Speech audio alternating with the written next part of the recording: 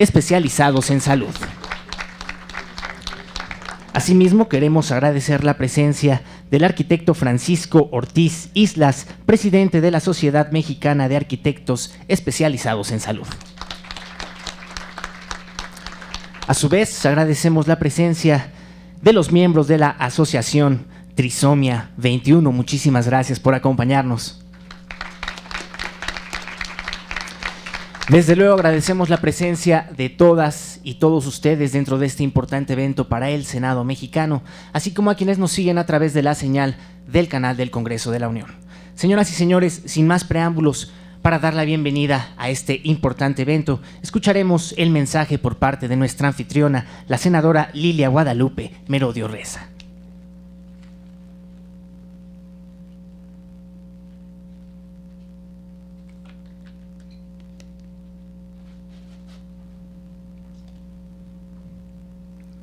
Muy buenos días tengan todas y todos ustedes. Muchas gracias por estar una vez más en este foro de atención para las personas con discapacidad. Yo quiero agradecerle muy en especial al doctor Juan Manuel Guzmán, gracias, que en el trabajo en equipo que venimos realizando para las personas con discapacidad, en este marco de este foro el día de hoy en el Senado de la República, pues es como podemos hacer acciones a favor de las personas con discapacidad, pero también escuchar la voz experta de muchos especialistas, también de muchos del apoyo que nos dan también el Colegio de Ingenieros que están aquí presentes. También agradecerle al vicepresidente de la Academia Mexicana de Cirugía, al doctor Juan Miguel Labdo, gracias, quien viene en representación del presidente. Agradecer también a la maestra Rita, agradecer a todo y cada uno de los ponentes que el día de hoy, en esta mañana, aquí en el Senado de la República, pues en este marco importante de este foro para la atención integral que necesitan las personas con discapacidad, pues podemos hacerlo juntos en equipo. Agradecer la presencia también de mis compañeras senadoras de la República, quienes son integrantes de la Comisión de Salud y que también venimos trabajando en equipo, y sobre todo pues a cada uno de ustedes que estén aquí en esta mañana. Para nosotros es un honor tenerlos, escuchar la voz experta del trabajo en equipo, de lo que tenemos que hacer todos juntos a favor de las personas con discapacidad. Les quiero comentar que aquí en el Senado de la República, la semana pasada aprobamos la Comisión de Atención a Grupos Vulnerables, que tengo el honor de presidir. Aprobamos un registro nacional, ya una minuta que venía de Cámara de Diputados, una minuta para hacer un registro nacional de las personas con discapacidad, para saber exactamente dónde están, qué tipo de discapacidad tienen, porque aún pues no tiene el gobierno estos datos. Si bien hay un censo por parte del INEGI donde aproximadamente nos dice que 6.1 millones de personas sufren o tienen alguna discapacidad, pero no saben qué tipo de discapacidad ni dónde se encuentran. Y para nosotros pues es importante como legisladores saber dónde están, también saber cómo poder ayudarles juntos en políticas públicas integrales, en la coordinación que debe de haber con los tres niveles de gobierno, tanto el gobierno federal como los gobiernos estatales, los gobiernos municipales. Todos ellos nos van a ayudar a tener pues este registro tan importante que hace falta en nuestro país, y que eso nos va a permitir también, si bien escuchar la voz de los expertos, saber exactamente cómo poder ayudarles directamente a las personas que tienen alguna discapacidad y a sus familias. Muchas veces vemos que están clasificados y que hay niños en estos momentos que tienen una discapacidad, y que tenemos que saber cómo implementar una política pública que sea eficiente, pero también presupuestos, que es importante en esta coordinación que debe haber de los tres niveles de gobierno, porque de repente los gobiernos estatales y municipales traen sus propios programas y no traen esta coordinación que debe de haber con el gobierno federal. Se destinan año con año presupuestos, pero muchas veces las personas y las familias que tienen una discapacidad nos dicen, pues necesitamos mayores políticas públicas, pero que llegue el beneficio y que se vea el impacto en la persona que tiene alguna discapacidad.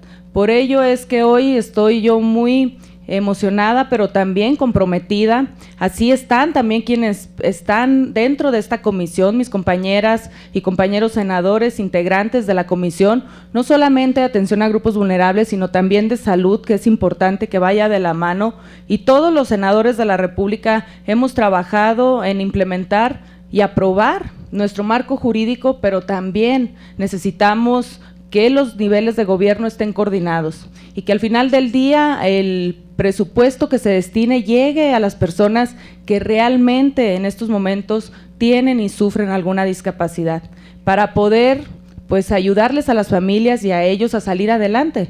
Necesitamos por ello pues no solamente celebrar foros, sino que lo que aquí en este foro, que estoy segura que los expertos que vienen y las expertas pues nos va a ayudar mucho a los senadores de la República y a las senadoras para tocar la puerta de los gobiernos tanto federal como estatal como municipal, lograr esta sinergia, y estoy segura que en este marco de este foro que hoy se celebra aquí en el Senado de la República de atención integral a las personas con discapacidad, va a ser el marco que nos permita también llevar la voz de lo que aquí se diga, de escuchar a los expertos, pero también a quienes hoy tienen alguna discapacidad. Por eso se abre las puertas de este Senado para escucharlos y para que eso nos permita llevar directamente a las dependencias federales lo que aquí se recoja en este foro que hoy se celebra aquí en este Senado de la República. Por ello es que les agradezco mucho a todos los que van a estar dando su experiencia, su expertise,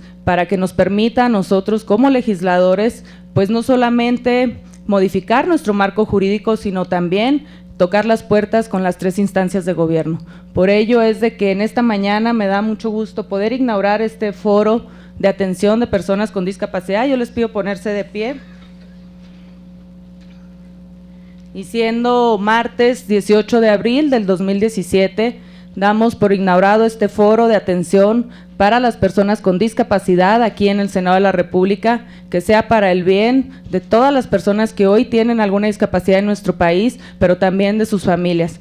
Y yo agradezco mucho la presencia de cada uno de ustedes y que sea por el bien de México y que sea por el bien también de todas y todos los mexicanos. Muchas gracias y muy buenos días, y siendo las 10 de la mañana con 9:55, sí, 9:55 del martes 18 de abril del 2017, damos por inaugurado este foro. Muchas gracias y muy buenos días a todas y a todos ustedes.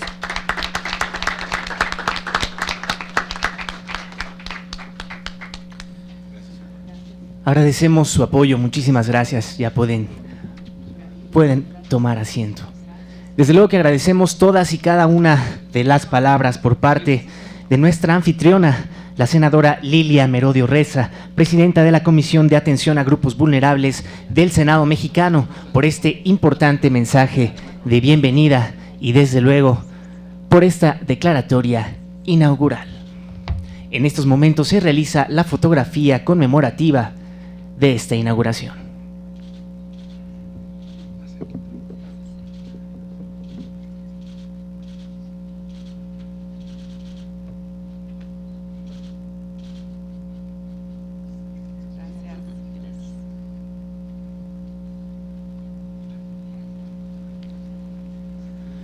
Pues bien, señoras y señores, para dar inicio con estos trabajos, escucharemos las palabras por parte del vicepresidente de la Academia Mexicana de Cirugía, el doctor Juan Miguel Abdo.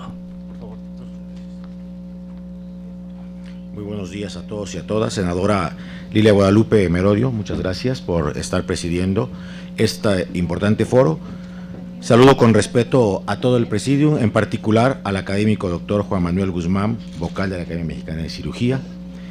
Fundada en 1933, la Academia Mexicana de Cirugía tiene como misión fomentar, a través de su experiencia y activa participación, el desarrollo de la educación e investigación en todas las ramas de la cirugía y de la medicina y contribuir a mantener la salud de los mexicanos. Su objetivo en materia de política pública es colaborar en total sinergia con las instancias de salud del país en el diseño, implementación y evaluación de programas de salud contribuyendo en el alcance de las metas nacionales de salud, cumpliendo así con el compromiso adquirido al ser nombrada asesora del Gobierno federal. Sus líneas estratégicas incluyen participar como vocal del Consejo de Salubridad General, colaborar en forma activa como ahora con expertos académicos en las áreas a tratar en las sesiones de las comisiones de las cámaras de diputados y senadores, desarrollar actividades que respondan al compromiso de ser una organización socialmente responsable mediante el apoyo a grupos vulnerables y programas de detección oportuna de enfermedades y apoyo en el manejo de patologías en colaboración con las instancias de gobiernos estatales y federales. En el mundo se reportan alrededor de 7,000 millones de personas y según la Organización Mundial de la Salud y el Banco Mundial, 1,000 millones de ellas, es decir, el 15% de la población mundial tiene algún tipo de discapacidad. Según cifras registradas en el Informe Mundial de la OMS, el 80% de las personas con discapacidad, lamentablemente, vive en países en vías de desarrollo y reportan los peores resultados sanitarios y académicos, una menor participación económica y una tasa de pobreza mucho más alta que las personas sin discapacidad. Todo esto debido a los obstáculos que encuentran frente al acceso a servicios básicos como la salud, la educación, el empleo, el transporte, la accesibilidad y hasta la información, a lo que se suman otros factores negativos como la estigmatización y la discriminación social. Entre 110 y 190 millones de estas personas, lo que representa una quinta parte del total, presentan un nivel de discapacidad considerable y experimentan serias barreras para desenvolverse en la sociedad. Pero si miramos hacia el futuro, la preocupación es aún mayor. La prevalencia de la discapacidad va en aumento como consecuencia de una población que está envejeciendo y del aumento de enfermedades crónicas como la diabetes, el cáncer, las enfermedades cardiovasculares y trastornos de salud mental. En México, el INEGI, que siempre nos ayuda con sus datos, informa que 6% de la población tiene algún tipo de discapacidad. Es decir, son 7.7 millones de personas con alguna limitación motriz, visual o auditiva que necesitan tener garantizados sus derechos a la alimentación, a la vivienda, a la educación, a la salud, al empleo, al trato digno. De acuerdo con estos datos y con los de la más reciente encuesta nacional de la dinámica demográfica del INEGI de 2014, los principales detonantes de la discapacidad en México son las enfermedades, el 41%, y la edad avanzada, en el 31%. Es más probable, entonces, que las personas con discapacidad, en promedio como grupo, experimenten situaciones socioeconómicas adversas. El entorno económico, legislativo, físico y social de un país puede crear o mantener barreras que dificulten la participación de las personas con discapacidad. Entre esos obstáculos se encuentran, y lo sabemos, edificios inaccesibles, faltas de medio de transporte, menor acceso a tecnologías de la información y comunicaciones, normas aún inadecuadas, bajos niveles de servicio y financiamiento insuficiente de los mismos, así como escasez de datos y estudios que fundamenten políticas eficaces, eficientes y basadas en pruebas. La pobreza puede aumentar el riesgo de discapacidad a través de problemas como la malnutrición, el acceso inadecuado a la educación y a la salud, condiciones laborales inseguras, ambientes contaminados y la falta de acceso, entre otras cosas, a agua potable y saneamiento. Por su parte, la discapacidad per se incrementa el riesgo de pobreza, haciendo un círculo vicioso mediante factores como el desempleo y la falta de oportunidades educativas. En el mundo, cada vez hay mayor conciencia, afortunadamente, respecto a este tema. La Convención de las Naciones Unidas sobre los Derechos de las Personas con Discapacidad promueve la plena integración de ellas en la sociedad. Hasta la fecha, 165 países, entre ellos nuestro país, han firmado la Convención, lo que puede tener fuerza de ley a nivel nacional. El Senado de la República, donde hoy nos encontramos, y le agradecemos a la senadora que nos reciba, ratificó el 27 de septiembre de 2007 la Convención sobre los Derechos a las Personas con Discapacidad de la ONU, en vigor en México a partir de mayo de 2008, que establece la protección y aseguramiento de los derechos humanos de las personas con discapacidad, lo que derivó, como sabemos, en una reforma a la Ley General para la Inclusión de las Personas con Discapacidad en 2011 y se incorporó de manera importante dentro del Plan Nacional de Desarrollo con objetivos muy bien definidos. Hoy, más que nunca, se trata de incluir y no solo de integrar a las personas con discapacidad en el núcleo social. La inclusión, a diferencia de la sola inserción, la inclusión requiere de una inserción total e incondicional, generar cambios que beneficien a todas las personas y no solo a los discapacitados. Exige transformaciones profundas y rupturas en los sistemas y adaptación de la sociedad para atender las necesidades de las personas con discapacidad, logrando con esto que se vuelva más atenta a los derechos de todos, discapacitados y no discapacitados. Una actitud incluyente no quiere disfrazar las limitaciones, porque sabe que estas son reales, sino que introduce a los sistemas, a los grupos excluidos y de manera paralela los modifica para que se conviertan en sistemas de calidad para todos. Conmemorar el Día Internacional de los Derechos de las Personas con Discapacidad es una oportunidad no para celebrar, sino para recordar cuál es el panorama actual, qué es lo que se está viviendo y qué es lo que se puede hacer. Más allá de derribar las barreras físicas, en lo que podemos observar esfuerzos loables, pero aún lejos de lo ideal, las personas con discapacidad se enfrentan diariamente a grandes obstáculos de comunicación que les impiden acceder a las oportunidades y avanzar en sus proyectos de vida. Por esta razón, es fundamental que la comunicación de una sociedad incluyente sea clara, respetuosa, adecuada y oportuna para que pueda llegar a todos de la manera correcta. Baste citar algunos ejemplos en los que debemos incrementar nuestro esfuerzo y generalizar su uso en nuestra sociedad. La audiodescripción, dirigida a personas con discapacidad visual mediante la narración descriptiva de películas o contenidos de imagen. Los subtítulos, indicados para personas con discapacidad auditiva. El lenguaje braille, que a través de su sistema de puntos es de suma utilidad para las personas con discapacidad visual para leer, escribir e interactuar con el mundo que los rodea y que debe estar presente en todos los edificios públicos y en todas las instancias de gobierno. El lenguaje de señas, utilizado por las personas sordas para comunicarse. La lectura fácil, basada en un lenguaje resumido y sencillo que se vuelve especial para que pueda ser comprendido por personas con discapacidad cognitiva. Es difícil no sentir el impacto de la exclusión, del prejuicio y de la desidia que sufren las personas con discapacidad. Sin embargo, simposios como este que convocó la senadora Lilia Guadalupe Reza Merodio, presidenta de esta Comisión de Atención a Grupos Vulnerables, nos muestra la importancia que este tema tiene en el Senado de la República y abre ventanas de esperanza. Esperamos que las conclusiones que se obtengan sean de pleno beneficio para las personas con discapacidad y le ofrecemos, a nombre de la Academia Mexicana de Cirugía, todo el apoyo que esta comisión y sus grupos requieran. Muchas gracias.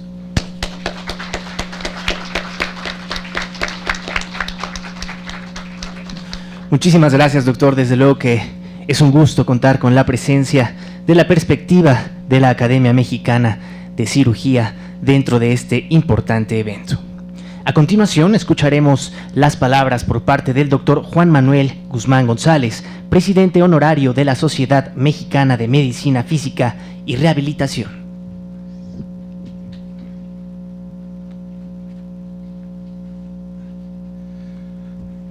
Si bajan la pantalla y me proyectan las presentaciones, son tan amables.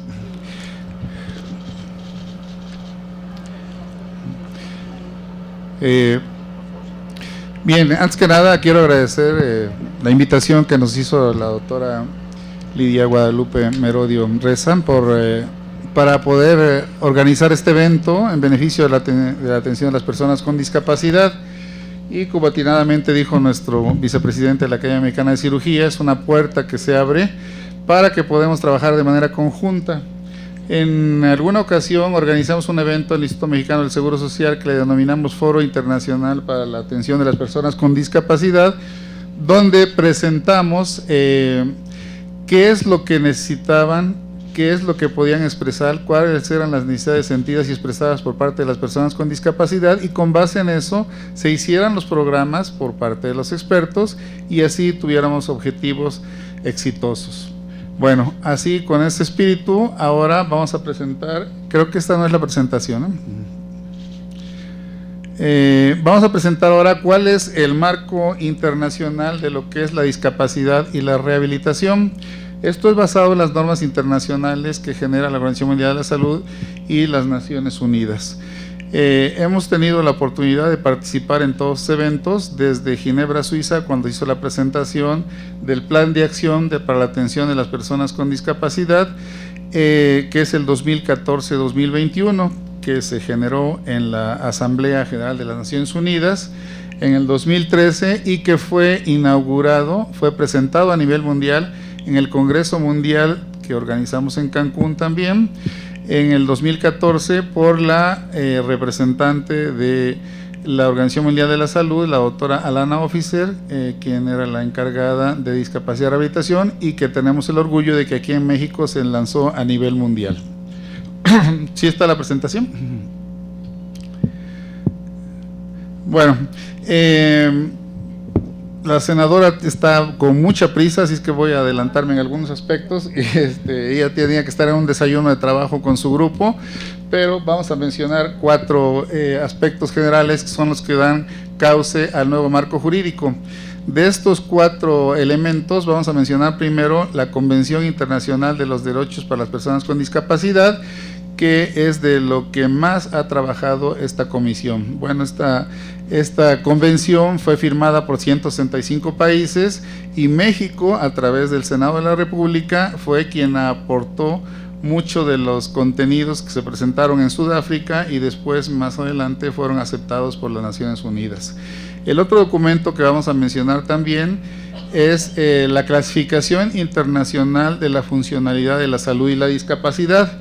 Este es un elemento que cambia radicalmente la postura y la visión de lo que es la atención a las personas con discapacidad. Anteriormente teníamos una clasificación que era la Clasificación Internacional de la Discapacidad, Impedimento y Minusvalía. ¿Sí? ¿Perdón? Dice presentación Senado. ¿No? A ver. Traigo como 3, espero que alguna de estas. Lo probamos hace rato y se abrió. Bueno, entonces la Clasificación Internacional de la Funcionalidad de la Salud y la Discapacidad vino a cambiar radicalmente el enfoque sobre cómo se debe manejar la atención a las personas con discapacidad. Anteriormente, de 1980 al año 2000, estaba la clasificación que se denominaba CIDIM, Clasificación Internacional de Discapacidad y Minusvalía. La diferencia es de que este enfoque que tenía la CIDIM era eminentemente biologicista. El área médica fue criticada severamente porque decían que nos olvidábamos de la parte social, pero el objetivo primordial de esto fue que por primera vez se podía tener las cifras y los datos de lo que eran personas con discapacidad en una clasificación internacional. Vamos a seguir. Bueno, entonces vamos a hablar, ya es la presentación. Entonces son los 4 elementos que vamos a hablar. Les decía, en primer lugar, la Clasificación Internacional de Funcionamiento de la Discapacidad y la Salud, que desde el 2001 está vigente, aprobada por las Naciones Unidas y por la Organización Mundial de la Salud. Lamentablemente, en algunos países y en algunos sitios todavía siguen utilizando la clasificación que les estoy diciendo, la CIDIM, cuando dejó de utilizarse desde el año 2000. Hay muchos esfuerzos para que ya se deba de utilizar en todos los expedientes clínicos electrónicos y en todos los sistemas esta clasificación. El segundo, por orden de aparición, el segundo elemento es la Convención sobre los Derechos de las Personas con Discapacidad, que fue aceptada en el seno de las Naciones Unidas en el mayo del 2008. El Reporte Mundial sobre Discapacidad, y fue el 10 de junio del 2011, se presentó también, y derivado de todo esto fue que las sociedades internacionales y las sociedades nacionales de rehabilitación, que formamos parte de la sociedad internacional, y los grupos no gubernamentales que nos dedicamos al manejo de la discapacidad y la rehabilitación, se propuso a las Naciones Unidas este plan de acción. Desde enero del 2014 fue aprobado y en junio del 2014 aquí en el Congreso Mundial fue lanzado. La siguiente, por favor. ¿Cómo le cambio? Bueno, entonces para los que no conozcan este elemento de la Convención Internacional para los Derechos de las Personas con Discapacidad, hay 2 puntos importantes. Uno, que aquí nos dice cómo se le debe denominar realmente, que es personas con discapacidad, porque nos llevamos mucho tiempo discutiendo cómo se debe decírsele minusválido, incapacitado, o algo que todavía está lamentablemente en la Ley General del Trabajo, que es inválido, que hay que actualizarlo. Entonces, y la otra, que esto tiene que ver con la funcionalidad de la persona y el ambiente y la organización social. Entonces, aquí nos dice cuáles son las normas de cómo debe ser abordado este tema. La siguiente, por favor. El otro elemento que les mencionaba es la clasificación internacional de funcionamiento de la discapacidad de la salud. Este es un enfoque eminentemente positivo. En lugar de denominar persona con discapacidad, nosotros tenemos que ver cuál es su capacidad funcional. Entonces, la siguiente, por favor. El Reporte Mundial de Discapacidad es el tercer elemento que se hizo en forma conjunta la Organización Mundial de la Salud y el Banco Mundial. La siguiente, por favor. Entonces, hay algunas cifras que ya se mencionaron, no voy a repetir. La siguiente, por favor. La siguiente. La siguiente. Entonces, la prevalencia de las discapacidades va en aumento debido al envejecimiento. La siguiente, por favor. Y que afecta igual de manera desproporcionada a las mujeres, a las personas de edad y los pobres. La que sigue, por favor. Casi 200 billones sufren dificultades considerables en su funcionamiento. La siguiente, por favor. Entonces, en los años futuros, la discapacidad es un motivo de preocupación aún mayor, pues su prevalencia va en aumento. Este reporte mundial de discapacidad fue patrocinado por la doctora Margaret Cham, directora general del IMSS, y el doctor Roberto Sueli, presidente del Banco Mundial. La que sigue, por favor. La siguiente, por favor. Entonces se formó un grupo de expertos, ahí me tocó participar en la región de las Américas, junto con todos los expertos de Latinoamérica. La siguiente, por favor. Entonces, en cuanto a la discapacidad de las Américas, se menciona en el reporte que el 50% de las personas con discapacidad estaban en edad de trabajar, el 25% eran niños y adolescentes, y solo el 2 al 3% de la población con discapacidad tenía acceso a programas, servicios de rehabilitación. Eso es en toda Latinoamérica. De los niños y niñas entre 2 y 12 años con discapacidad, solo el 30% asiste a la escuela y solo el 5% finaliza la educación. La que sigue, por favor. Las cifras de México las va a dar una experta, que es la maestra Rita Velázquez, más adelante, y no quiero quitarle ni una coma de su tema, ¿no? Entonces, la prevalencia de la discapacidad de México, vamos a ver que en el censo del 2000, que se utilizó la clasificación anteriormente descrita, que era la CIDIM, comparada con la 2010, que ya se hizo la clasificación, el censo basado en la CIF, que es uno de los logros que tenemos en México y que tenemos que presumir, porque ya se hizo con base en la CIF, y según la última cifra que nos dio Rita y que la va a actualizar ahora, es que el 6% fue en el 2014. La que sigue, por favor. Entonces, con respecto a la distribución porcentual de la población por sexo según condición, discapacidad, limitación, de acuerdo al ENIC en el 2014, con respecto a la total de la población con discapacidad, vemos cómo estamos ahí, ¿verdad? Ahora se habla de cuáles son las dificultades que tenemos para caminar, para subir y bajar escaleras, ver, es decir, estamos viendo qué es lo que tiene de positivo. Lo que sigue, por favor. Y entonces aquí vemos los grandes problemas, ¿no? Entonces vemos que si alguien tiene discapacidad y tiene entre 50 y 60 años, pues ya tiene dos graves problemas, la edad avanzada y la discapacidad. La que sigue, por favor. ¿Y cómo va la prevalencia de acuerdo a la edad? La prevalencia de la discapacidad. La siguiente, por favor. La siguiente. Entonces, estos son los peores escenarios que tenemos ahora. 1. Ser persona con discapacidad, aunado a ser un adulto mayor y aunado a ser pobre. Este sí es el colmo de los tres escenarios, ¿no? La que sigue, por favor.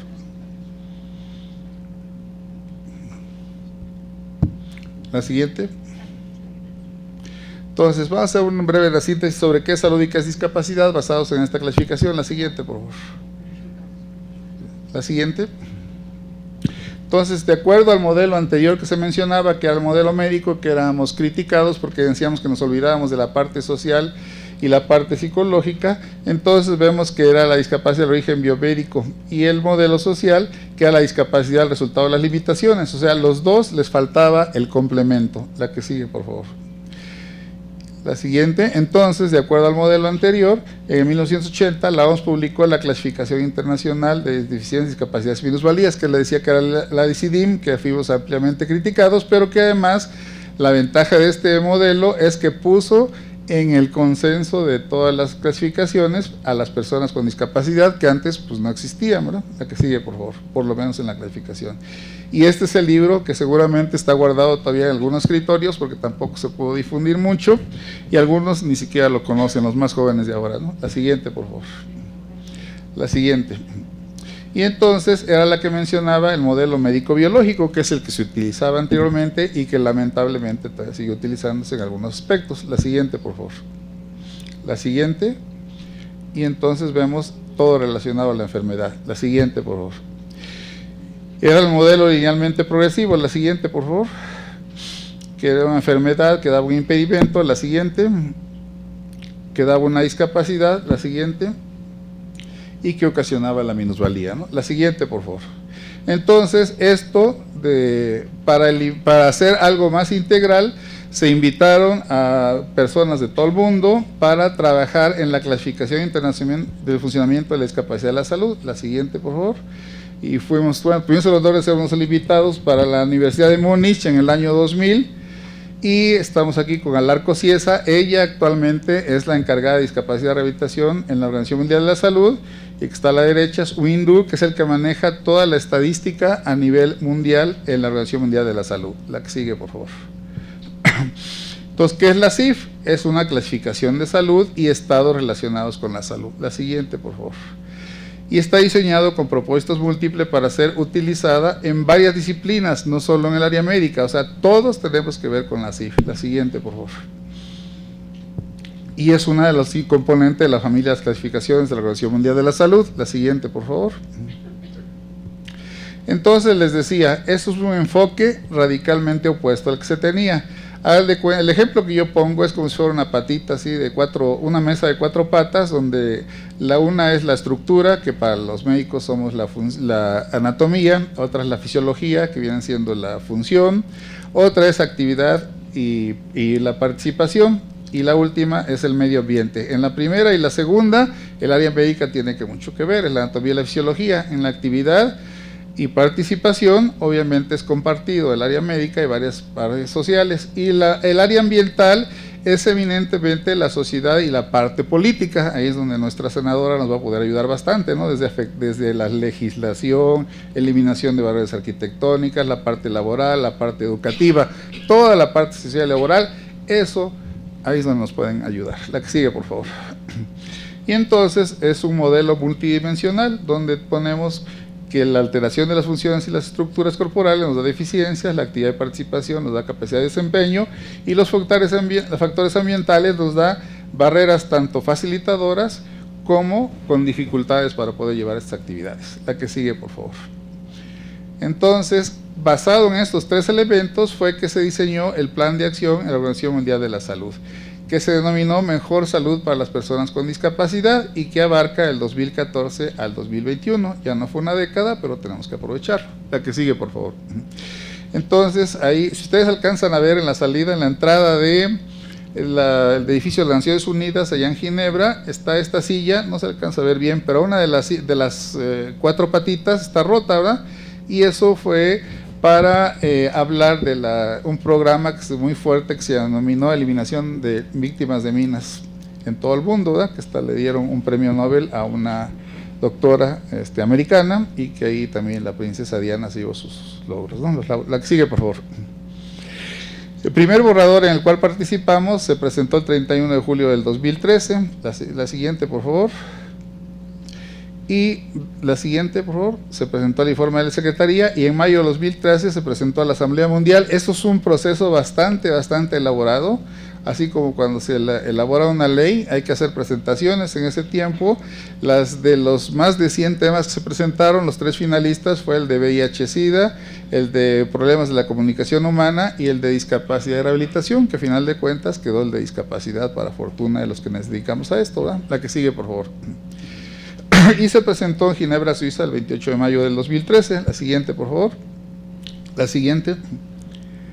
Se dieron todos los aspectos. Cuando uno presenta un programa, una ley, igual que aquí que en el Senado, se tiene que presentar la exposición de motivos, donde tenemos que explicar por qué hacemos la presentación del plan. La que sigue, por favor. Y aquí mencionamos todos los datos estadísticos y qué es lo que tenemos y qué es lo que queremos mejorar. La siguiente, por favor. Entonces, la conclusión era que un buen estado de salud también contribuirá al cumplimiento de objetivos mundiales de desarrollo más generales. La siguiente, por favor. Y este plan de acción debe ser basado en los datos probatorios con base en el informe obtenidos en la convención. La que sigue, por favor. Y el primer borrador, les decía, en junio del 2013, fue objeto de examen. Después de que se aprueba, se tiene que presentar en la Asamblea, y después hubo otra sesión en las Américas que se llevó a cabo en Quito y otra en Ginebra. La siguiente, por favor.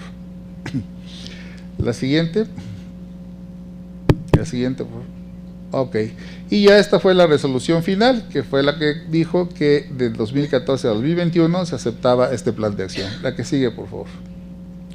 Entonces aquí se fijan una serie de objetivos, son 3 objetivos, y cada uno de estos objetivos tiene sus indicadores de éxito para ver si las naciones o los estados parte estamos cumpliendo con a lo que nos comprometimos.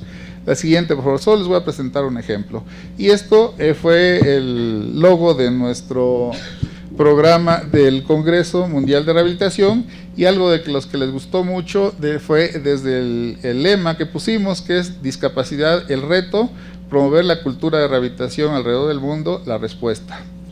Esto es muy importante porque de nada sirve que tengamos leyes muy bonitas si no existe la cultura de la discapacidad de la rehabilitación. ¿Cuántos de nosotros vemos que la gente que se estaciona en los lugares que están destinados a las personas con discapacidad?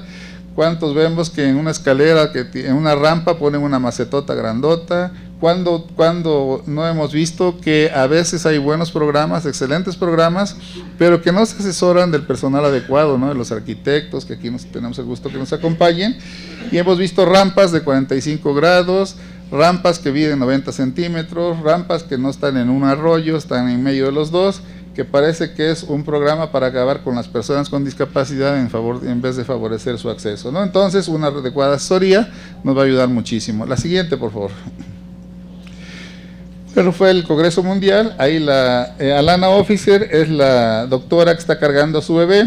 Fue muy interesante porque pues no tenía programado que a ella le tenía que tocar presentar el evento, y tenía su bebé de 4 meses y la trajo acá, la que sigue, y nos dijo que si podía lanzar el programa con todo y bebé. Le digo, pues estás en México, aquí todo se puede, ¿no? La que sigue, por favor, y la verdad que es muy simpática.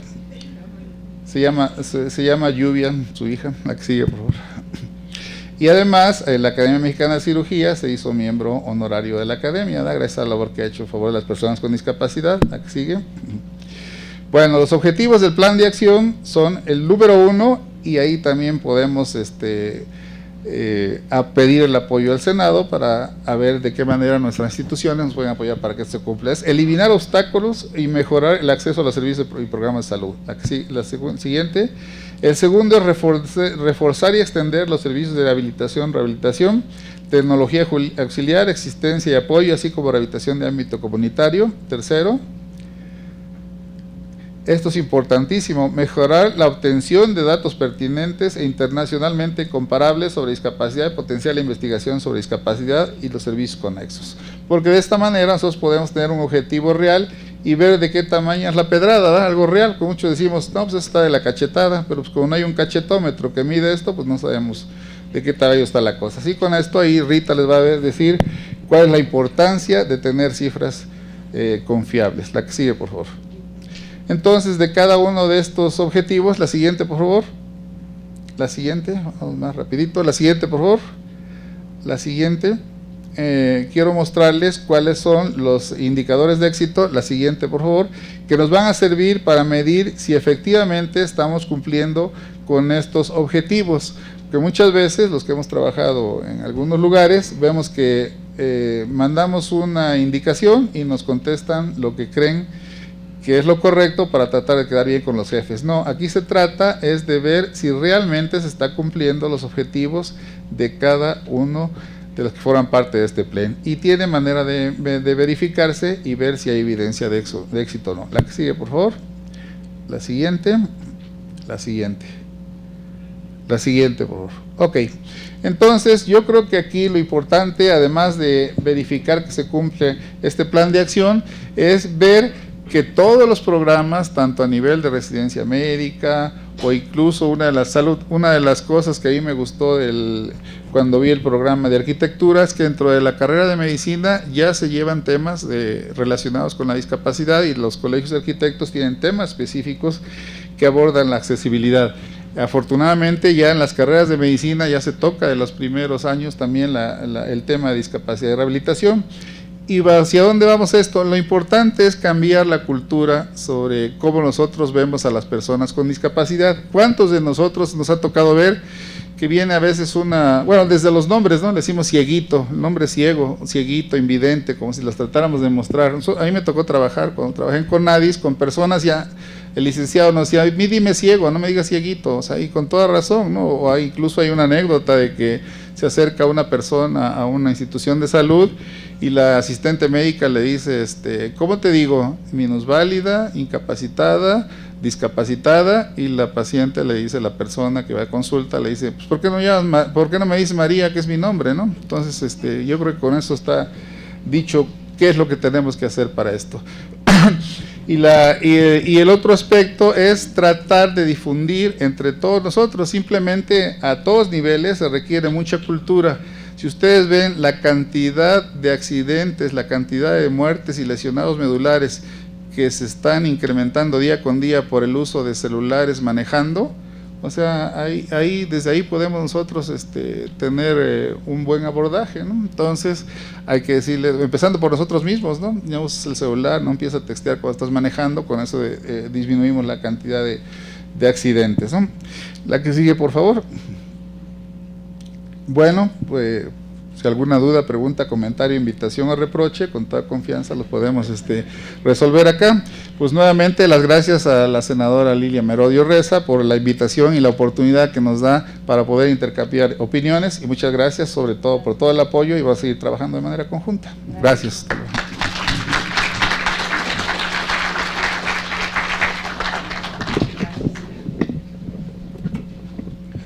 Muchísimas gracias, doctor Juan Manuel. Desde luego que es de suma importancia esta contextualización que usted nos presentaba sobre el reporte mundial de la discapacidad y la importancia de los factores ambientales y personales. A continuación, solicitamos a nuestros miembros de nuestro honorable presidium sean tan amables de incorporarse a las sillas que tenemos en nuestra primera fila de este recinto para que demos inicio con la ponencia titulada Los datos y cifras de las personas con discapacidad en México, que nos presenta la maestra Rita Velázquez Lerma, subdirectora de estandarización de temas sociodemográficos de INEGI.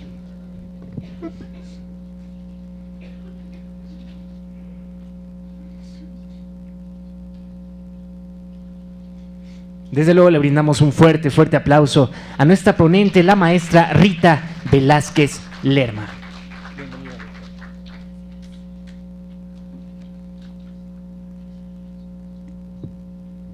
Me quedo un poco grande, pero creo que sí me escucha. Buenos días a todas y a todos. Agradezco a la Comisión de Grupos Vulnerables, gracias, la invitación, y al doctor Juan Manuel Guzmán la consideración para poder participar en este simposio. Lo que hemos escuchado hasta este momento tiene que ver un poco con la visión internacional, los clasificadores y la visión un poco, el cambio de la visión médica que ha tenido el concepto de discapacidad. En esta presentación lo que yo quiero hacer es presentarle la visión de los números. A veces los números nos pueden parecer duros, pero nos permiten conocer las realidades desde otra perspectiva. Si me dan la que sigue, por favor. Estos son los temas que yo voy a tocar, los antecedentes más recientes en torno a la medición de la discapacidad, los trabajos de la Comisión de Estadísticas sobre este tema a cargo del Grupo de Washington, los indicadores más recientes relacionados con temas que nos pueden causar un poco de escozor, como es la educación, el trabajo, la distribución de la población, los estados más afectados. Y quiero retomar los objetivos de desarrollo sostenible. ¿Por qué? Porque es el nuevo reto que todos los países asumen a nivel internacional, lo que hay que lograr cumplir para el 2030. Y algunas reflexiones finales. Si me dan la que sigue, por favor. Bueno, ya el doctor Guzmán nos habló de la convención, de la clasificación, Sí, y yo solamente me atrevería a decir dos cosas. En 2001, a partir de lo que ocurre en los años 80, Naciones Unidas, en especial la Organización Mundial de la Salud, rompe su esquema de hablar de la discapacidad como deficiencias, a hablar de la discapacidad de un entorno más integral, donde se interactúan varios contextos: la persona por sí misma, su cuerpo y el entorno en el que se desenvuelve. Entonces, en esta óptica, es la misma Organización Mundial de la Salud la que construye esta clasificación que se le conoce como la CIF. En 2001 se aprueba y en 2011 se hace una modificación. ¿Por qué? Porque se dieron cuenta que no incluían aspectos del funcionamiento que tenían que ver con el desarrollo de los niños y los adolescentes. Entonces se modifica y en 2001 sale la CIF IA, que no son dos clasificaciones, sino la CIF IA incluye la CIF más los componentes para infancia y adolescencia. La que sigue, por favor. Estas dos definiciones que a continuación se presentan, y sí quiero hacer mucho hincapié en ello, es lo que a veces nos causa confusión de cómo interpretar el tema de la discapacidad. Por un lado, la CID nos habla de que es un término genérico, la discapacidad, donde interactúan ¿qué cosas? La condición de salud de la persona con los aspectos negativos que tiene el individuo al interactuar con los factores contextuales. Entiéndase estos como su actividad, su participación en el contexto en el que se desenvuelve. Y la convención, yo digo que malamente, porque si aquí es malamente, le da en la definición primer hincapié a las deficiencias. Si nos habla de aquellas personas que tengan deficiencias físicas, mentales e intelectuales o sensoriales a largo plazo, que interactúan con diferentes barreras que pueden impedir su participación plena. Entonces, si se fijan, está como a la inversa. Y que esto es lo que nos pasa a nosotros, la sociedad organizada, que decimos, no, es que la convención dice deficiencia física, intelectual y mental. Entonces yo tengo que reconocer primero la deficiencia del individuo antes de hablar de su funcionamiento. Ojo, la CID primero habla del funcionamiento y cómo este funcionamiento se ve afectado a partir de la capacidad del individuo en términos de su condición de salud, pensada como puede ser una deficiencia. Entonces hay que tener mucho cuidado en esta interpretación. Aquí me gusta parar porque es así como primero decir, sí, cierto, no, discapacidad solamente es deficiencia. Discapacidad va a ser cuando mi condición de mi cuerpo, con las características que tiene, al momento de interactuar con mis actividades cotidianas y en el contexto en el que yo vivo, me generan barreras o me limitan. Entonces sí, soy una persona con discapacidad. La siguiente, por favor. Este esquema que se presenta a continuación resume esto que les acabo de decir. Yo tengo al individuo con una condición de salud, que es lo que encontramos en la parte superior, y cómo los factores de su cuerpo funcional y de estructura se ven interactuando en los dos sentidos en términos de sus actividades y su participación. Mi actividad es que yo pueda desarrollar por mí mismo el poder vestirme. Mi participación es que yo tenga las herramientas para poder hacerlo, ¿sí? O sea, si yo tengo un problema de movimientos de mis manos, si yo tengo una cuchara adecuada para poder alimentarme, lo voy a poder hacer por sí sola. Si no lo tengo, pues lógico que voy a empezar a tener limitaciones para poder desarrollar esa actividad. Y la otra es lo que tiene que ver con factores ambientales, que sí está codificado en la CIF, que como el medio ambiente puede ser amigable o no amigable, la llaman barreras o facilitadores, para que yo pueda desarrollarme plenamente. Ir a la escuela, ir a atender un servicio, subir en un edificio, ¿sí? Tener acceso a la recreación. O sea, esos son los factores contextuales. Las actitudes de los otros para conmigo. O sea, todos esos elementos, cómo se involucran. Y los factores personales, que no están codificados en la CIF, tienen que ver con cómo yo como individuo estoy dispuesto o no a ser un ser participante de mi sociedad. O sea, si yo de entrada digo no puedo, no quiero, no me toca, no hay apoyos, o sea, yo mismo me voy poniendo las barreras para no poder incluirme en la sociedad. La que sigue, por favor. Voy a ir un poco más rápido porque sé que mi tiempo es limitado.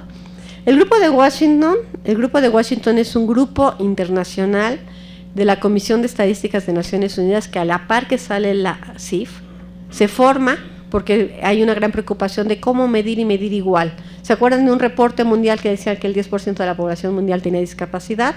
Este reporte se hace sumando una media, o sea, sumo y divido entre los países que dieron información en ese momento y dijeron el 10%, y teníamos 20 y .2. Entonces la media pues me dio el 10. ¿Sí? Entonces esa fue la cifra. Es una cifra muy cuestionable que después el Banco Mundial corrige y reconoce que la hizo de esta manera, pero fue una cifra que a nivel internacional permitió poner el tema en la política pública. ¿Sí?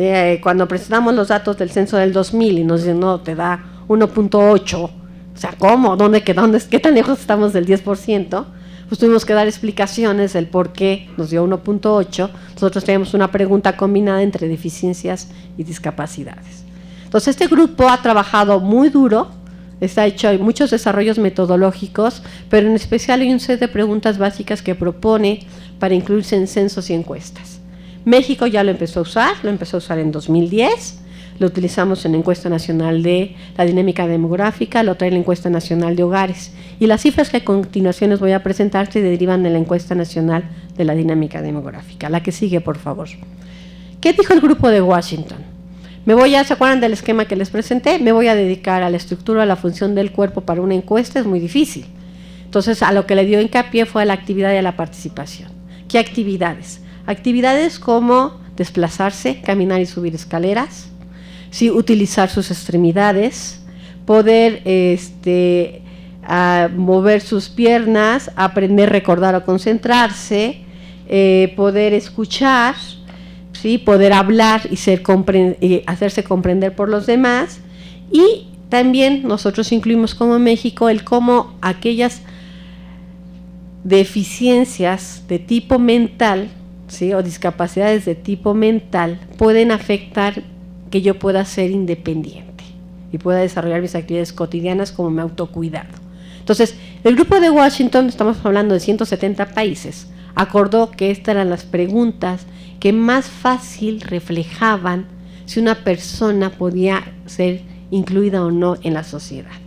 Con este enfoque y los calificadores que vemos arriba, desde no puedo hacerlo, lo hago con mucha dificultad, lo hago con poca dificultad o no tengo dificultad para realizar esta actividad, es que el grupo de Washington metodológicamente puede identificar a la población con discapacidad. ¿Cómo la identifica? La población que contesta por lo menos en alguna de estas preguntas que no puede hacerlo o lo hace con mucha dificultad es una persona con discapacidad. Ni siquiera tienen que ser todas. Con una ya la califica como persona con discapacidad.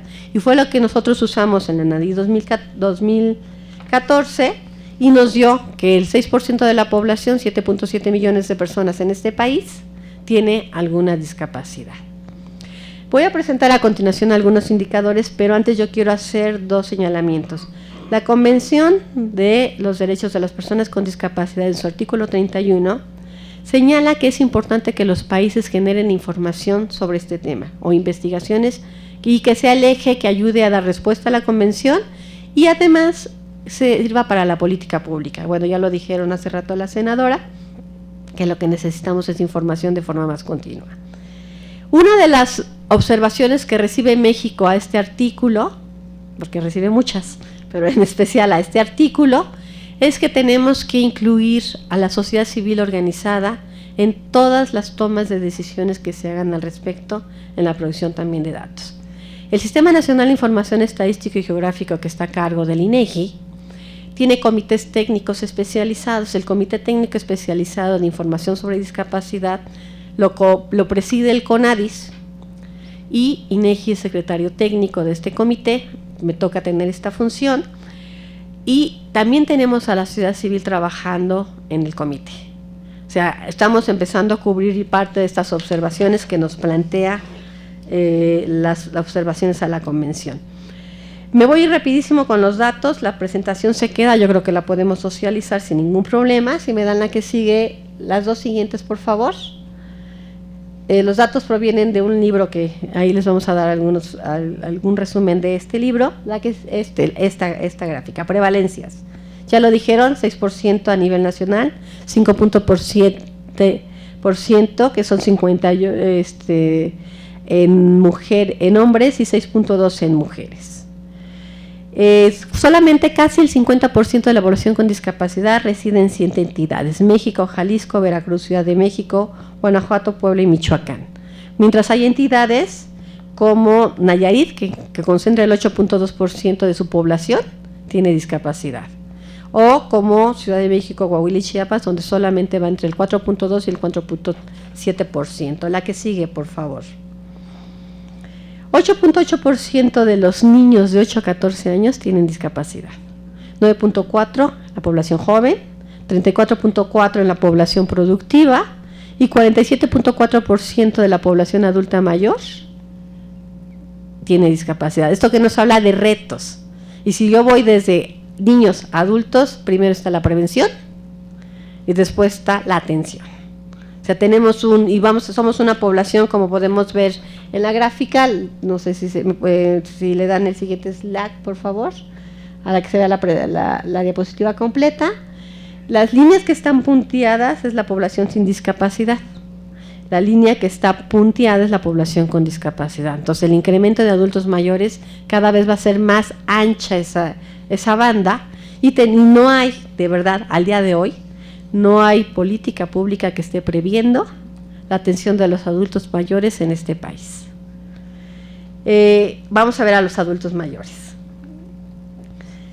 La que sigue, por favor, la que sigue. Esta es la lámina del porcentaje de adultos mayores con discapacidad por entidad federativa. 26% de los adultos mayores, o sea, dijimos el 47% de toda la población con discapacidad, pero el 26%, o sea, una cuarta parte de los adultos mayores ya manifiesta tener discapacidad. ¿Sí? Es más alto en mujeres porque sobreviven más las mujeres que los varones, como sabemos. Las entidades que más concentran son 8 y las entidades que menos concentran es la Ciudad de México con 17.7%. La que sigue, por favor. Esto es en relación a toda la población con discapacidad en términos de las entidades que mayor concentran. O sea, de los que tienen discapacidad, los adultos mayores con discapacidad, donde están ubicados, donde residen. Tenemos que Ciudad de México y Yucatán concentran los porcentajes más altos y en 7 entidades va un porcentaje de 37 a 44%. La que sigue, por favor. El lema de los Objetivos de Desarrollo Sostenible, ya lo dijeron mis antecesores, es la inclusión es para todos. Todos tienen que estar incluidos. 11 objetivos de los desarrollos sostenibles consideran a la población con discapacidad. Yo solamente quise traer, son creo que 3, sí, para darnos cuenta un poco de lo que nos quedan como retos en términos de políticas públicas. La que sigue, por favor. El primero de ellos es el objetivo 4 de educación con calidad. Y aquí se dice que hay que garantizar una educación inclusiva, equitativa y de calidad y promover la oportunidad para todos. Bueno, ¿cómo estamos en educación en términos de la población con discapacidad? La meta para el 2030 dice que hay que eliminar las disparidades de género en la educación y garantizar el acceso en condiciones de igualdad de las personas vulnerables, incluidas las personas con discapacidad, pueblos indígenas, niños en situación de vulnerabilidad, etc. Oaxaca, Chiapas e Hidalgo asisten a la escuela 1 de cada 3 personas con discapacidad, que están en edad de asistir. Estamos hablando de población de 3 a 29 años. En Sonora, en cambio, existen 60 de cada 100 personas con discapacidad en población de hacerlo. ¿Ven la brecha? O sea, mientras acá son 60, acá existe una. O sea, lo que tenemos que hacer es que la política pública sea equitativa también en todo el país. La que sigue, por favor. Para la población de 6 a 14 años,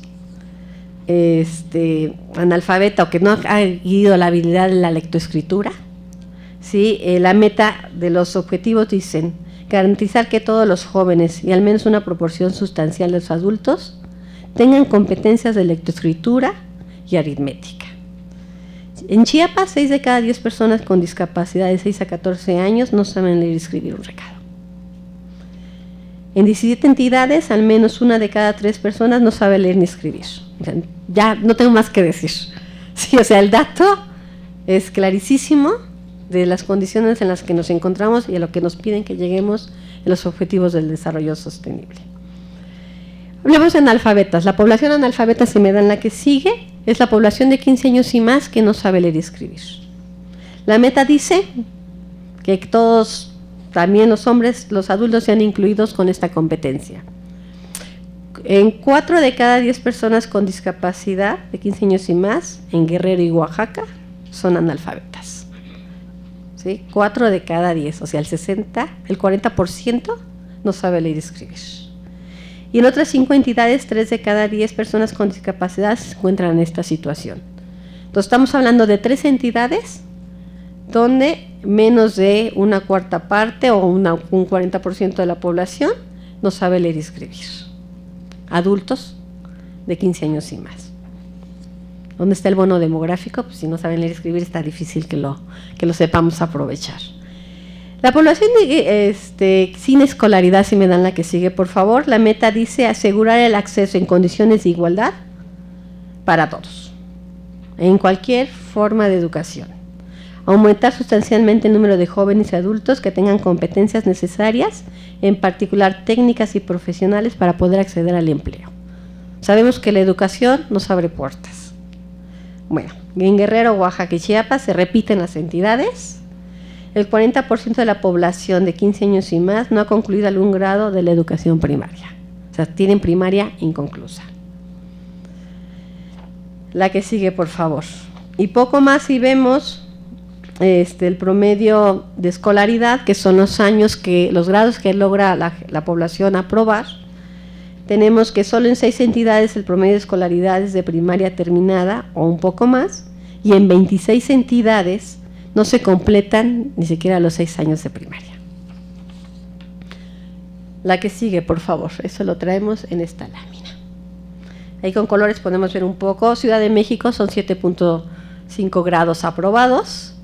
Sí, en 5 entidades tenemos de primaria, de 6 años a 6.3 años, solamente 5 entidades cubren la primaria completa. El objetivo número 8, si me dan la que sigue, por favor, de crecimiento económico, habla que la meta es promover el crecimiento económico sostenido, inclusivo y sostenible, a un empleo pleno y productivo y el trabajo decente para todos. Bueno, esta palabra de decente es la parte de la traducción, pero la meta en este sentido, si me dan la que sigue, por favor, no, la que sigue, por favor, la que sigue, tenemos, por ejemplo, que en 20 entidades, 40 de cada 100 personas de 15 años y más con discapacidad forman parte de la población económicamente activa. O sea, el 40% trabajan o buscan trabajo, eso es como se define la población económicamente activa. Si me dan la que sigue, por favor. Otro indicador, el indicador número 9 de industria, innovación e infraestructura, dice que tenemos que construir infraestructura resilientes, promover la industrialización inclusiva y sostenible y fomentar la innovación. Traigo algunos indicadores que se relacionan con esto, que tienen que ver con el acceso al teléfono celular e internet. La que sigue, por favor. En Oaxaca, menos de la mitad de las viviendas donde reside por lo menos una persona con discapacidad tienen acceso a un teléfono celular. O sea, menos de la mitad, no llegamos ni al 50%. En 4 entidades, 8 de cada 10 viviendas con al menos un residente con discapacidad tiene acceso a un teléfono celular. Si vemos un poco el mapa, tenemos 2 entidades donde entre el 60 y el 68% de las viviendas donde vive alguien que tiene discapacidad tiene acceso a un teléfono celular. El teléfono celular, dado a las características tecnológicas que tiene de accesibilidad, hay veces que es muy útil para la población con discapacidad. O sea, los softwares que traen encargados en los teléfonos celulares les permiten poder comunicarse, poder revisar notas de periódicos, libros. O sea, ya hay, la tecnología es una maravilla. Yo creo que es uno de los grandes logros hacia la población con discapacidad. Porcentaje, si me dan la que sigue, por favor. Porcentaje de viviendas donde hay alguna persona con discapacidad con acceso a Internet. ¿Sí? Podemos ver, por ejemplo, que Oaxaca y Chiapas tienen la menor proporción de viviendas donde vive alguna persona con discapacidad que cuenta con acceso a Internet. Estamos hablando que solamente entre 7.2 y 9.7% de estas viviendas tienen acceso a Internet. En el caso de la Ciudad de México, el 42% de las viviendas donde hay personas con discapacidad tienen acceso a Internet.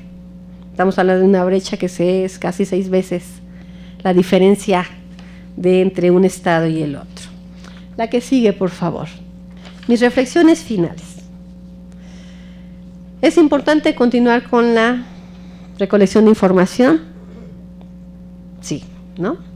¿Para qué nos sirve? La planeación, la evaluación y el poder responder a los compromisos nacionales e internacionales que tenemos como país. Pero, ¿qué tenemos que hacer? Tenemos que promover más la creación de registros administrativos. No traigo una lámina, pero los registros administrativos son continuos. Sí, a diferencia de un censo que se realiza una foto cada 10 años, una encuesta que tiene sus asegúnes de acuerdo a lo que se quiere medir y su representación geográfica, los tres no son útiles, pero los registros administrativos son el parteaguas para poder tener a la persona y seguirla en el trayecto de vida. Ejemplos de registros administrativos, yo les puedo poner ejemplos exitosos. La Ciudad de México, el programa de económico apoyo para personas con discapacidad, tiene un registro administrativo donde la persona, aquí sí, entra por una deficiencia total, pero se le da continuidad cada año. Tiene que pasar vigencia anualmente la persona para poder seguir contando con este apoyo económico. Entonces, en ese año se le vuelve a hacer una evaluación de las condiciones de vida, de cómo ha utilizado estos recursos y demás. Es un registro administrativo exitoso. Registros administrativos poco exitosos. Sí, en mi carácter de ser crítica, la Credencial Nacional de Persona con Discapacidad que coordina el Sistema Nacional DIF, sí, es una gran oportunidad para hacer un buen registro, pero es un registro que no tiene vigencia, es un registro que no sabemos ya cuántos se murieron. Ciudad de México, por ejemplo, para dar de baja, lo hacen cruzando la información con los certificados de defunción. La credencial del DIF, no sabemos qué hay ahí. Sé que están trabajando en hacer una reingeniería y mejorarla para que se vuelva un buen registro administrativo. Registro administrativo nuevo, ¿sí? Secretaría de Salud, o sea, a nivel de Secretaría de Salud, la consulta externa de ser eventos pasa a ser nominal. Y están utilizando las preguntas del grupo de Washington para que la persona cuando vaya a consulta se le valore con esas preguntas si tiene discapacidad y van a empezar a sacar resultados nominales. Recién empezó como prueba piloto en noviembre, entonces estamos esperando ver cómo va caminando. ¿Qué tenemos que asegurar? Que todos midamos de la misma manera. Si yo mido desde la deficiencia como Secretaría de Salud, y yo en educación también la deficiencia porque tengo que hacer material didáctico de apoyo a los niños y solo me interesan las deficiencias, pues entonces no vamos a tener datos comparables. Fue por eso que se creó el grupo de Washington, para poder tener datos comparables a nivel internacional. Entonces lo que tenemos que hacer en México es tener datos comparables. ¿Qué se está haciendo?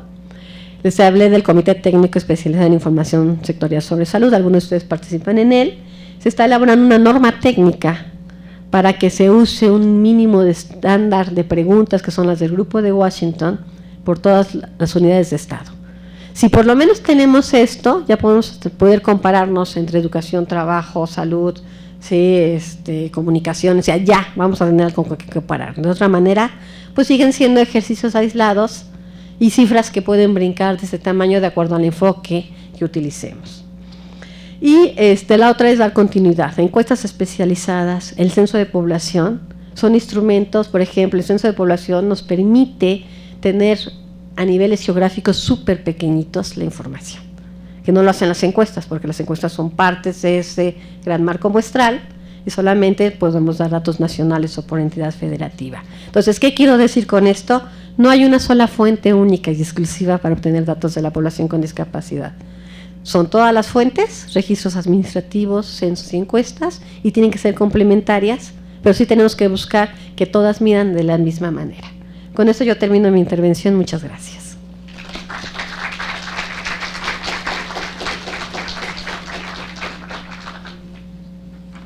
agradecemos la información y estadística que nos compartió la maestra Rita Velázquez, subdirectora de Estandarización de Temas Sociodemográficos del INEGI. A continuación, demos la bienvenida al doctor Ángel Óscar Sánchez, jefe de Servicio de Medicina Física y Rehabilitación del Hospital número 1 de octubre del ISSSTE. El 1 de octubre.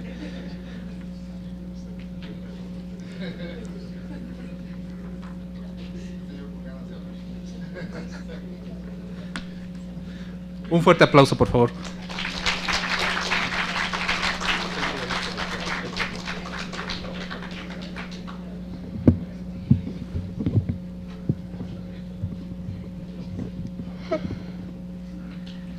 Muy buenos días. Pensé que íbamos a pasar al receso, pero sí. ¿Tú también? Bueno, somos varios. Bueno, para mí es un honor estar en este recinto y compartir algunas ideas sobre lo que es la discapacidad. Por alguna circunstancia, mi querido Juan Manuel siempre me pone lo de comprendiendo, y a veces yo no comprendo nada, ¿sí? Pero en fin, es parte de la vida. La siguiente, por favor.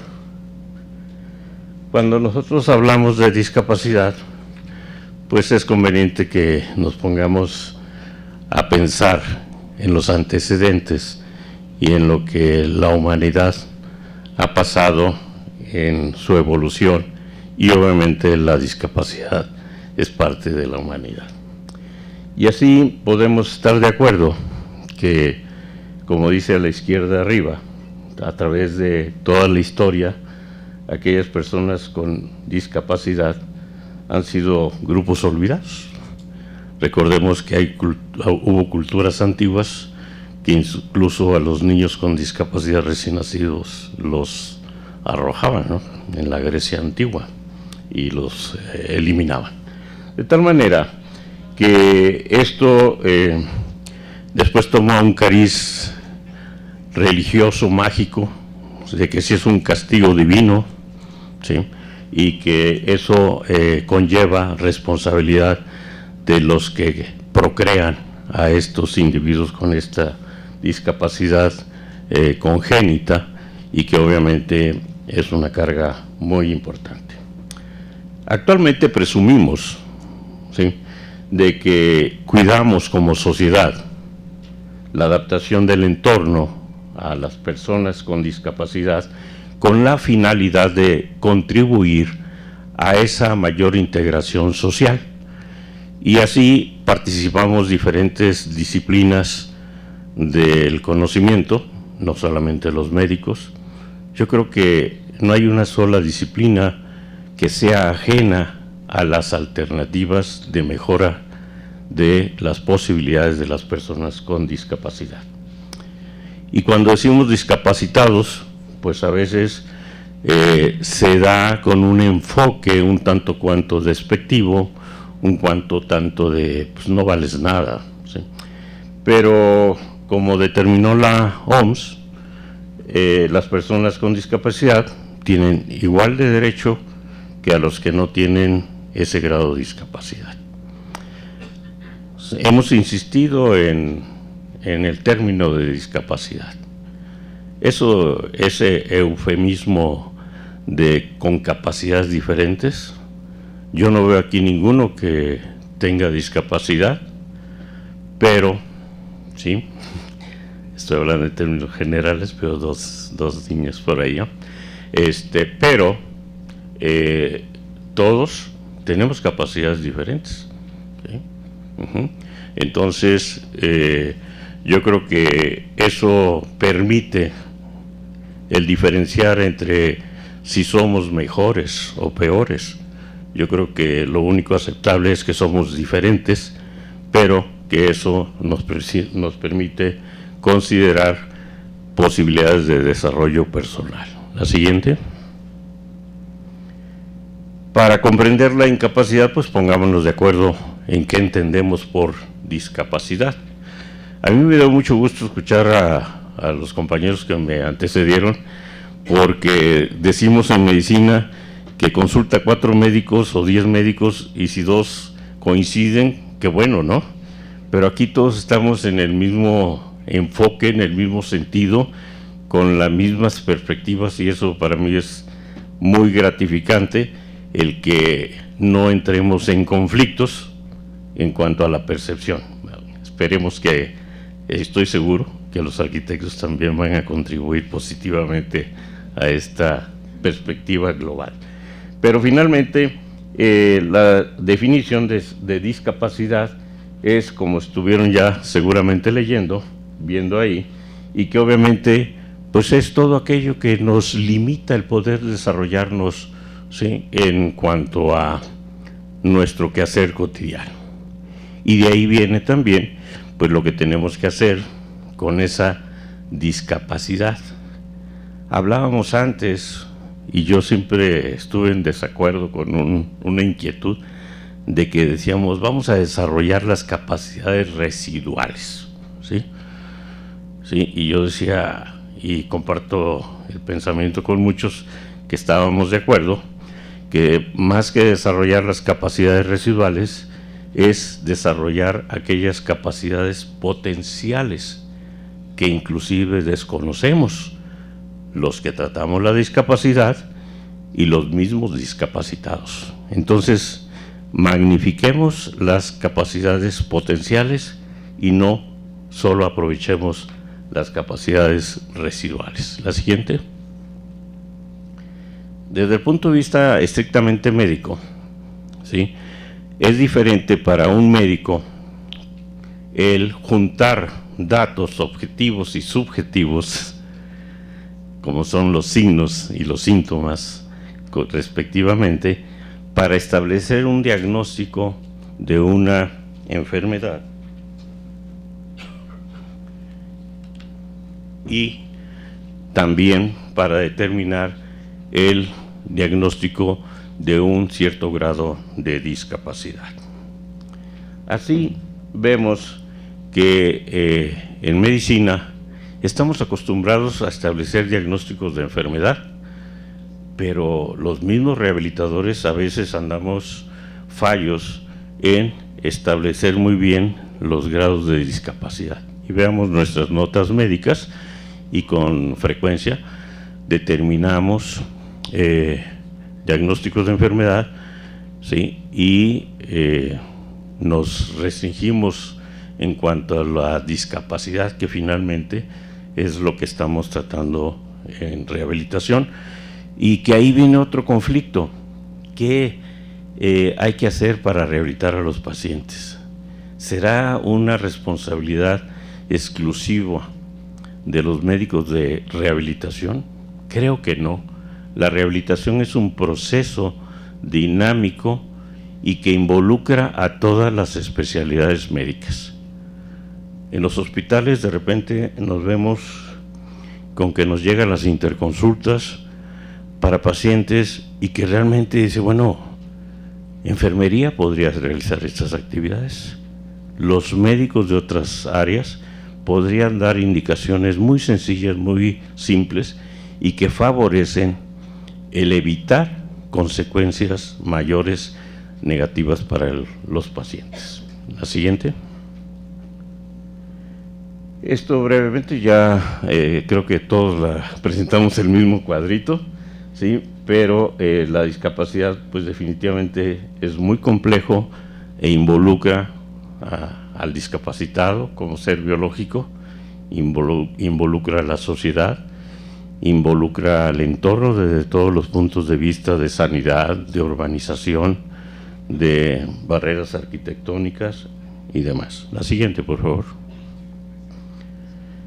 Si queremos ponernos más o menos de acuerdo, y que esto es cuestión conceptual de cada quien, ¿sí?, las deficiencias pues son aquellos problemas, como decía el doctor Guzmán, que nos afectan a una estructura o una función corporal.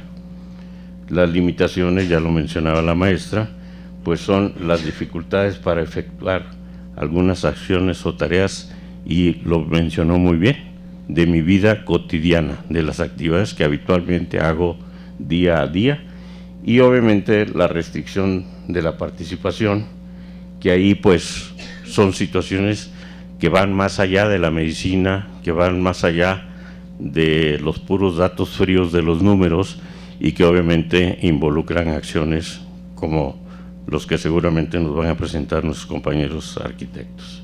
La siguiente. Brevemente, tipos de discapacidad. Hay discapacidades auditivas, a veces no escuchamos, a veces hacemos como que no escuchamos cuando nos conviene, ¿verdad? Igual vemos y a veces no vemos. Dice el dicho, ves la paja en el ojo ajeno y no ves la viga en el propio. Hay discapacidades intelectuales o cognitivas, la neuromotora, que es la que más resalta a nivel del área médica, porque es la que más vemos como una consecuencia de accidentes, de procesos patológicos, de morbilidades que tenemos en nuestro país. Y obviamente, si conjuntáramos varias de ellas, llegaríamos a la discapacidad psicosocial. Qué triste que el discapacitado tenga que vivir con su discapacidad per se, pero además con la poca comprensión y apoyo de la sociedad en todos los niveles en que se desarrolla. La siguiente, por favor. El famoso porcentaje, pues sí, ya antes eran 10, ahora es el 15%, pero esto es dinámico, ¿sí? Por eso decimos que esto va quedando atrás día a día, y yo lo comparo con una frase que dice: no le tema la perfección, jamás la alcanzará, ¿sí? Porque lo que hoy es perfecto, ¿sí? Que no existe, pero cuasi perfecto, el día de mañana ya no, ¿sí? Ya hay otro nivel de excelencia. De tal forma que ya se mencionó el envejecimiento de la población, el aumento de las enfermedades crónicas, el incremento en los accidentes. Todo esto va a conllevar un incremento importante de la discapacidad. Hablaba la maestra sobre las variaciones entre municipios, estados, y que tienen diferentes grados de porcentajes de discapacidad. En la institución donde trabajo, igual hay delegaciones que tienen una población más envejecida y obviamente con mayor incremento en las enfermedades crónicas, y esto es en la delegación zona norte del Distrito Federal, en el Estado de México y en Durango, ¿sí? Entonces son poblaciones muy envejecidas, ¿sí? Y que obviamente conllevan una demanda de atención mayor de sus procesos de discapacidad. La que sí. Estaremos considerando que la discapacidad puede estar generada o influenciada por factores diversos.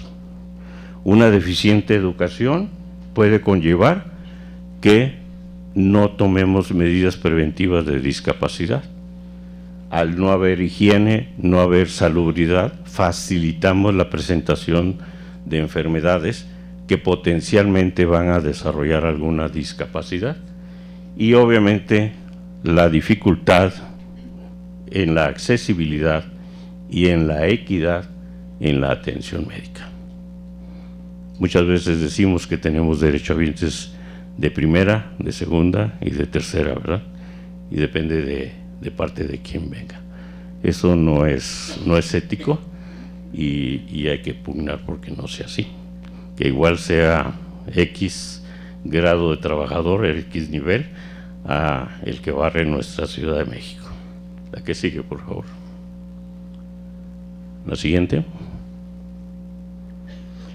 Bueno, la clasificación de la CIF, que ya hemos insistido, y que obviamente los dominios quiere decir los campos donde esto se considera importante y que están separados, individualizados, y que todos tendríamos que ir viendo si dentro de nuestra propia persona esos dominios, esas áreas las estamos cubriendo satisfactoriamente, o bien qué tenemos que hacer para poder satisfacerlas.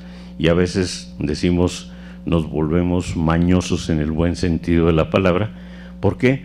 Porque si puedo hacer una función en la manera habitual, en la manera que consideramos normal, que ahí entraríamos en semántica también, para esto de qué es normal, ¿sí?, para cada quien, entonces tendríamos que considerar que si no puedo hacerlo dentro de ese concepto de normalidad o de común general, ¿sí?, lo que quiero es hacer la función, hacer la actividad en la forma en que sea, lo más absurda, lo más incongruente, de movimientos incluso, pero que finalmente me satisface esa necesidad. La siguiente, por favor.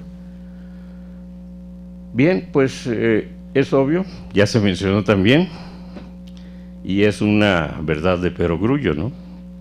Es decir, las personas que tienen discapacidad requieren y demandan mayor atención en el ámbito de nosotros, los médicos, de atención médica.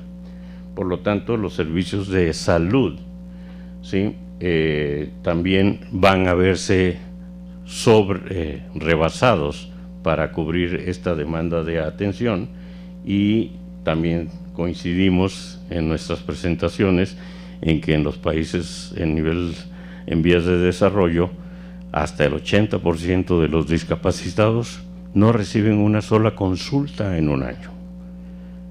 Y esto es multifactorial. Puede ser la incapacidad, la limitante de la institución de salud, puede ser la dinámica familiar también, y las condiciones personales, el desplazamiento. Nosotros a veces vemos pacientes que están citados a las 10 de la mañana y llegan a las 6:30 porque el sobrino puede pasar a dejarlo al hospital a esa hora, y ahí hace convivencia social, lo cual no es malo desde el punto de vista de ser humano, ¿no?, de desarrollo integral. Y obvio, cuando hablamos de promoción y prevención, las campañas están diseñadas para la población en general, ¿sí?, pero tal vez hubiera que considerar algo específico para este grupo cada vez más numeroso de personas con discapacidad. La siguiente, por favor. Es indudable que cuando nuestros sistemas de salud, ¿sí?, repercuten negativamente en los pacientes con discapacidad, porque pues ahí vemos que hay afecciones secundarias de una enfermedad X, pero que se complicó, y que se complicó a veces por deficiencia nuestra, ¿no?, lo que llamamos nosotros las iatrogenias o las negligencias médicas. Y ahí en la foto de arriba, que se ve afortunadamente pequeña, pero vemos un sinnúmero de escaras, que siempre decimos que la escara es una iatrogenia médica, ¿sí?, aun cuando sea desarrollado a nivel familiar, porque no dimos la suficiente asesoría e información para evitar que llegaran a ese grado de problema. Y obviamente las enfermedades primarias se ven acompañadas, magnificadas con, por ejemplo, la diabetes. Entonces, cuando uno analiza una población general y una población discapacitada, vemos con que hay mayor incidencia de este tipo de patologías. La siguiente, por favor. Y por lo tanto, cuando insistimos en el envejecimiento de la población, pues obvio que hay enfermedades relacionadas, no enfermedades propias de la tercera edad, ni de la edad avanzada. Eso no existe. Hay una presentación, pero las patologías son independientemente de los años, ¿no? se adquirieron desde más jóvenes. Los procesos degenerativos osteoarticulares pues empiezan a desarrollarse desde la adolescencia. Las alteraciones de los discos intervertebrales de igual forma van yendo en un proceso degenerativo. Pero aparte de eso, la falta de cultura médica, ¿sí?, hacia la población y en especial hacia los discapacitados, pues no orienta para evitar que se adopten algunos comportamientos nocivos para ellos mismos. Tenemos una paciente amputada, pero está con su cigarrito, ¿sí? Y sabemos que el fumar implica muchas consecuencias que agravan las condiciones de esta paciente, que lo más probable es que haya sido una amputación por un problema vascular, y ahí estamos contribuyendo a que esa morbilidad de fondo se magnifique en su presentación clínica. Y obviamente también se determina y está comprobado que en la población discapacitada hay incremento porcentual de muertes prematuras, ¿sí? Y ya vemos, hay patologías que se presentan desde muy temprana edad y que obviamente hacen que, en comparación a un niño sin ese problema, pues tengan un desenlace fatal a edad más temprana. La siguiente. Existen algunos problemas para el acceso a los sistemas de salud en la discapacidad per se, ¿sí? ¿Es elevado el costo del manejo de la discapacidad? Sí. Pero, como dijo aquel, ¿comparado con qué? ¿Sí? Porque finalmente, si tratamos la discapacidad y logramos la reintegración, finalmente va a ser menos onerosa económicamente que el estar manteniendo al discapacitado en ese estatus y con los apoyos económicos mínimos que se requieran. Los obstáculos arquitectónicos y algo que vivimos en el sector salud, actitudes y conocimientos inadecuados y por lo tanto, ¿sí?, limitación en la capacidad de atender al discapacitado. Por ahí pues, se puso una frase que dice: ignorar es una forma de matar, pero sin ensuciarte las manos. Sí, dramático, ¿verdad? Pero es real, ¿sí? Ignoras, no sabes, que no es lo mismo ignorar a desconocer, ¿sí? Entonces a veces ignoras, pero sí sabes que existe, y a veces desconoces que existe. Ese es menos malo, ¿no? La siguiente, por favor. Y bueno, pues para todo eso que tenemos, ¿sí?, pues lo que es la rehabilitación, volver a ser hábil, habilitar al sujeto, y que, insisto, no es una acción, no es un grupo de actividades exclusivamente del equipo de rehabilitación. Es un problema, sí, que tenemos que contribuir todos. De repente digo yo que la discapacidad no es un problema de Juan Pérez, es un problema de Juan Pérez, de su núcleo familiar muy cercano, de su grupo social relativamente cercano, de las instituciones de salud y del gobierno, finalmente, ¿no? De tal manera que la discapacidad debemos tomarla como una responsabilidad compartida de todos los que estamos aquí y de toda la sociedad en general. La siguiente. Y obviamente que cuando hablamos de centavos, pues sale más barato rehabilitar mediante la reintegración biopsicosocial y laboral del paciente que dejarlo ahí abandonado. El costo no nada más es económico, ¿sí? Un discapacitado a nivel familiar, el desgaste de los cuidadores, ¿sí? Entonces tiene muchas aristas que luego las ignoramos. La siguiente. Y bueno, hablando de parámetros de evaluación, maestra, pues el grado de funcionalidad que se logra a nivel de instituciones de salud en restablecer, pues debiera de ser un parámetro para hablar de la calidad de las instituciones de salud, de las unidades médicas, en cuanto a que logramos no nada más de salvar vidas, sino de la calidad de vida que tienen estas personas a las que se logra mantener en este mundo. Y obviamente, pues el equipo de rehabilitación, que tiene su equipo multidisciplinario, ¿sí? Y que yo creo que es totalmente disciplinario, totalmente pluridisciplinario, no nada más de 3 o 4 áreas, sino de todo lo que es el ámbito médico y lo que ya vimos de la proyección social. Tenemos que trabajar en equipo, ¿sí?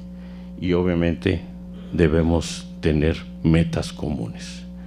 Las metas son algo que a veces nos olvidamos de plasmar, ¿sí? Y hacemos las cosas buscando X, pero no nos fijamos metas. Y estas metas deben ser realistas, deben ser alcanzables y modificables y ajustables. La siguiente, por favor.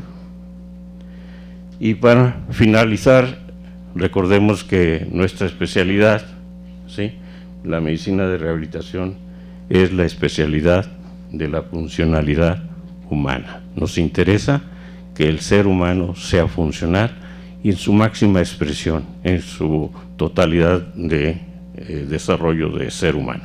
La siguiente. Muchas gracias. Y esa frase la comparto con ustedes: entender y apoyar al discapacitado es trascender en la vida. Trascendemos juntos. Gracias.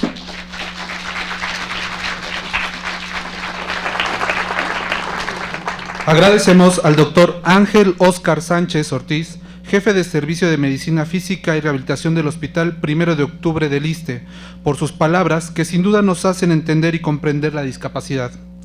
A continuación, daremos un breve receso de 15 minutos para posteriormente continuar con la interesante ponencia de la doctora María de la Luz Montes, jefa de Servicio de Medicina Física y Rehabilitación del Hospital General de México.